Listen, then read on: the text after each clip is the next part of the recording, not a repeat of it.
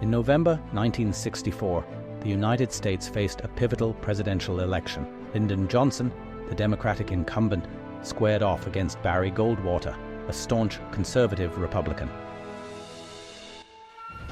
But beneath the surface of this Democratic showdown, a hidden hand was at work, one from across the Iron Curtain. Less than a year earlier, John F. Kennedy had been assassinated in Dallas, leaving Lyndon Johnson to lead a nation in mourning and a world on edge. The Cold War pitted the United States against the Soviet Union in a battle of ideology and power. Johnson promised stability and progress, while Goldwater campaigned on a hardline anti-communist stance, warning of Soviet aggression. To the Kremlin, Goldwater's rhetoric was a threat. I would remind you that extremism in the defense of liberty is no vice. Let me remind you also that moderation in the pursuit of justice is no virtue.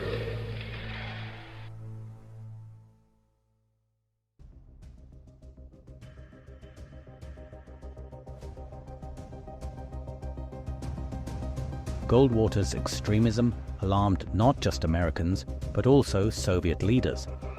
They saw an opportunity in this election, a chance to tilt the scales toward a more favorable outcome. In the Russian State Archive of Contemporary History, researcher Georgy Filatov uncovered a chilling document. Dated September 3, 1964, it was signed by Vasily Kuznetsov, Deputy Foreign Minister, and Vladimir Semikasny, head of the KGB. Its audience, the Central Committee of the Soviet Communist Party, the USSR's top leaders. The ministers of the USSR consider it expedient in connection with the election campaign in the USA to carry out at an urgent time, through closed channels of foreign countries, a number of active measures published in the materials used by the foreign policy of the Soviet Union, distribution of information in the relevant political circles, etc., designed to exert an influence favorable to the foreign policy of the Soviet Union on the course and results of the presidential elections in the USA, and to strengthen anti-Goldwater sentiments both in the USA itself and in other democratic and political countries. It is understood that some of the planned measures, after their implementation, could be used by the US Democratic Party and the press in their interests in the election campaign against Goldwater. They aimed to hit Goldwater where it hurt most, his personal reputation. The document proposed two explosive tactics.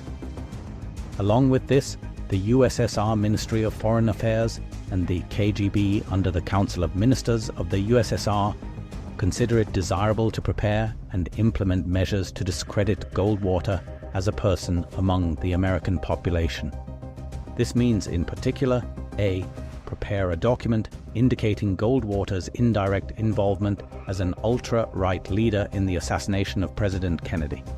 Suggest, if necessary, that this document be made public shortly before Election Day, so that Goldwater and his supporters will not have time to take appropriate countermeasures.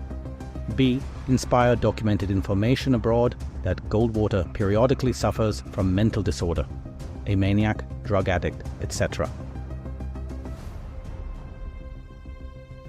Shortly after, in the US, a magazine called Fact published an article titled "The Unconscious of a Conservative," a special issue on the mind of Barry Goldwater, claiming over 1,000 psychiatrists deemed Goldwater unfit to lead. No Soviet link could be reliably proven, but the timing was perfect.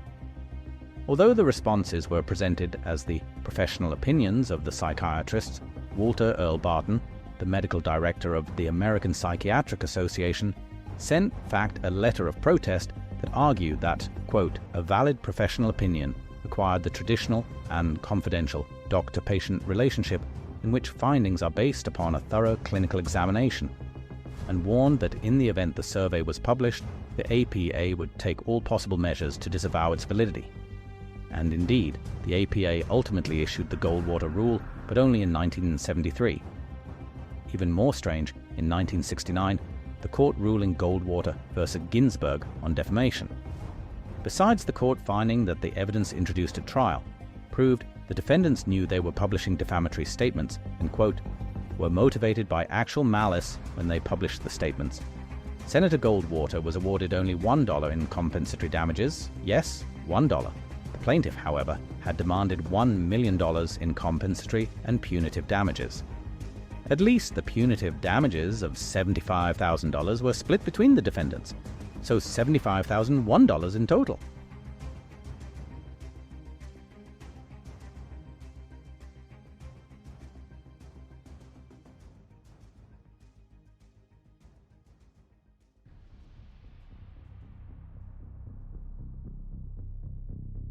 Another document, dated May 23, 1964, reveals a deeper layer of Cold War gamesmanship. Addressed to the Central Committee, it came from State Security under the USSR Council of Ministers, just months before the election plan. In connection with the note of the US Ambassador to Moscow, dated May 19th of this year, regarding the discovery of eavesdropping equipment in the building of the American Embassy, I report. Secret eavesdropping equipment was installed in 1952, and since 1953 it has been used to obtain important information of a political, military, and operational nature.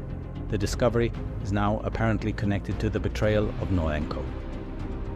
For over a decade, the Soviets had bugged the US Embassy in Moscow, gathering secrets, until a defector, Yuri Norenko, blew the operation in 1964. The Kremlin's response? Deny everything and counter with accusations of US spy. This wasn't just espionage, it was leverage, insight into American moves as the election loomed.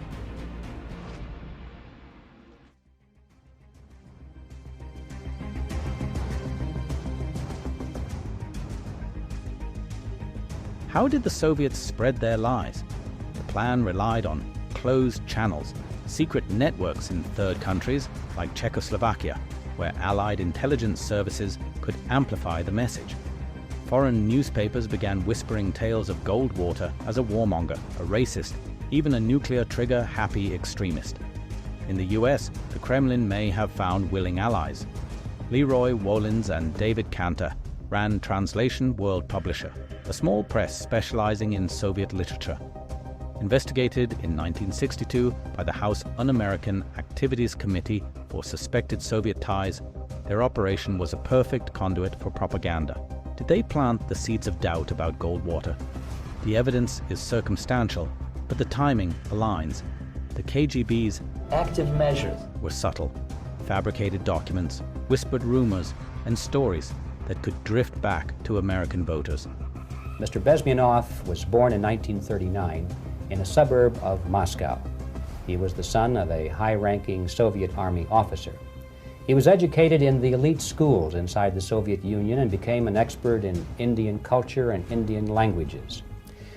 He had an outstanding career with Novosti, which was the press arm or the press agency of the Soviet Union. It turns out that this is also a front for the KGB. He escaped to the West in 1970 after becoming totally disgusted with the Soviet system, and he did this at great risk to his life. He certainly is one of the world's outstanding experts on the subject of Soviet propaganda and disinformation and active measures. Well, you spoke several times before about ideological subversion. That is a phrase that I'm afraid some Americans don't fully understand. When the Soviets use the phrase ideological subversion, what do they mean by it? Ideological subversion is the slow process which we call either ideological subversion or active measures, активные мероприятия in the language of the KGB, or psychological warfare.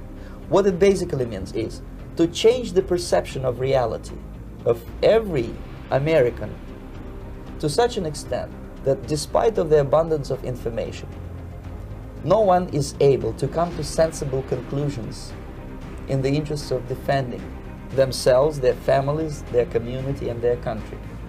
By October 1964, the Soviet Presidium had greenlit the plan, and the machinery of influence was in motion. November 3, 1964, the American people spoke. Lyndon Johnson swept to victory with 61% of the popular vote and 486 electoral votes.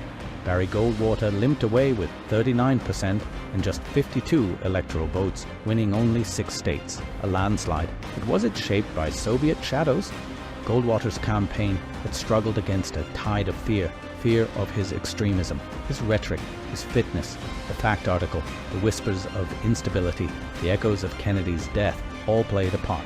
We may never know the full weight of their influence, but the document from September 1964, uncovered decades later, reveals the truth.